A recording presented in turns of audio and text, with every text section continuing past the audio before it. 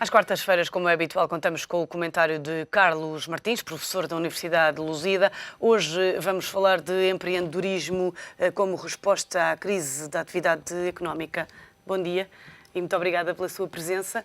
Como é que o empreendedorismo pode ser uma resposta à crise? É seguramente uma das formas possíveis, nem pode ser a única, porque ele tem também limitações. Seja como for, existem aqui algumas condicionantes neste momento que vale a pena tratarmos antes de chegarmos a essa parte final.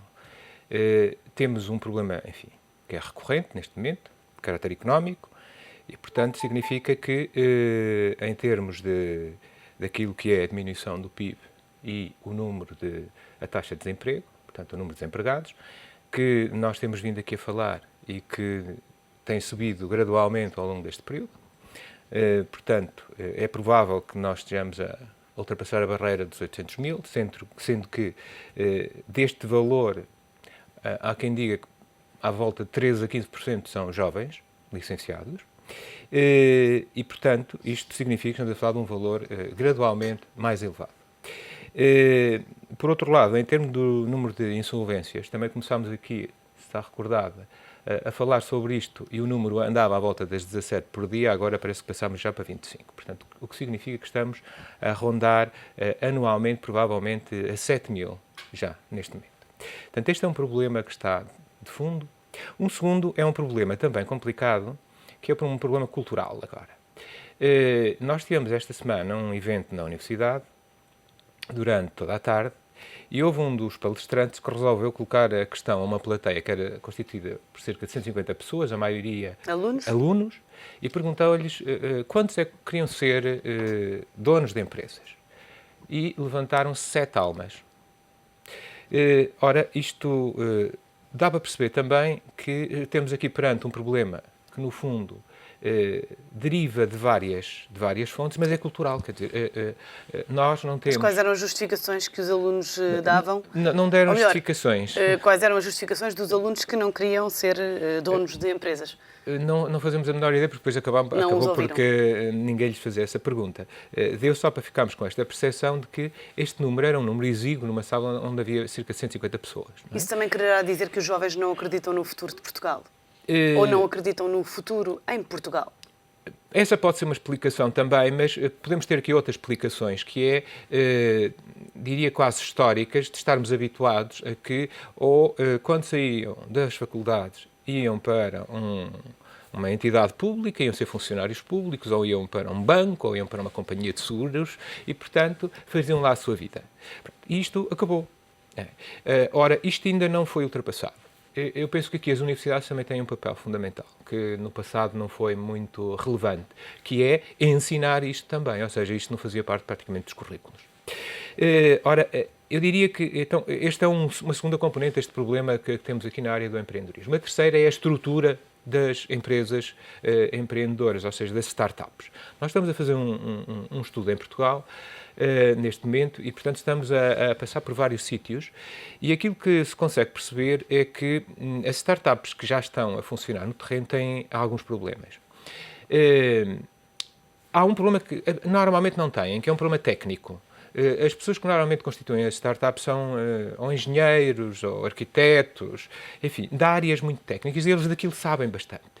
Depois, o que fica menos bem e que acaba muitas vezes por correr mal é a parte da gestão e a parte financeira.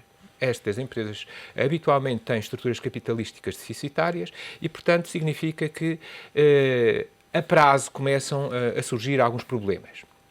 Então, nós temos alguns exemplos de empresas que conseguiram resolver isto muito bem, mas têm aqui elementos que não são comuns nas startups. Estou-me a lembrar de duas empresas completamente diferentes. Uma empresa do Porto, que é a Colored, que foi capaz de fazer um trabalho durante 8 anos de investigação até chegar agora a resolver um problema para os daltónicos, que é o grafismo para os daltónicos. Penso que vai ser um contributo para a humanidade, inclusive. Existe outra empresa agora, por exemplo, que está na Universidade de Aveiro e que também está há 10 anos a estudar uma solução na área das argamassas. E, portanto, significa isto que as empresas que conseguiram fazer isto, porventura, vão ter melhores resultados. O que é que existe neste momento em termos de apoio governamental? Ou seja, eu penso que isto que já está a começar a ser perfeitamente claro para os responsáveis e existe um programa neste momento com várias componentes que me parecem interessantes e aceitáveis. Não sei se irão resolver o problema todo, provavelmente não, mas é uma ajuda para isto. Em primeiro lugar, criaram uma coisa chamada o passaporte do empreendedorismo, que é para pessoas que tenham uma ideia e queiram começar a trabalhá-la. Depois, introduziram uma outra questão chamada o Vale Empreendedorismo, que também é um programa que tem um determinado montante e que corresponde à fase de arranque. Depois tem ainda uma coisa chamada Programa de Ignição e o empreendedorismo qualificado. Ou seja, este conjunto de medidas são medidas que estão e podem apoiar agora o desenvolvimento deste processo.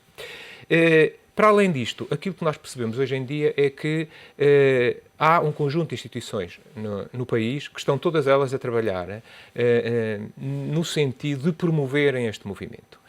Quer associações, quer autarquias, quer clubes, quer mesmo business angels, capitais de risco, as universidades, que estão a desenvolver eventos nesta área. Portanto, dá-me a sensação que, e respondendo um pouco agora à questão final, como é que isto pode contribuir, em primeiro lugar, nós, para que este movimento tenha alguma consequência em termos empresariais, em primeiro lugar, há que melhorar algumas competências das startups. E se o Governo decidir ajudar as empresas com algum projeto especial, penso que isso é um elemento fundamental.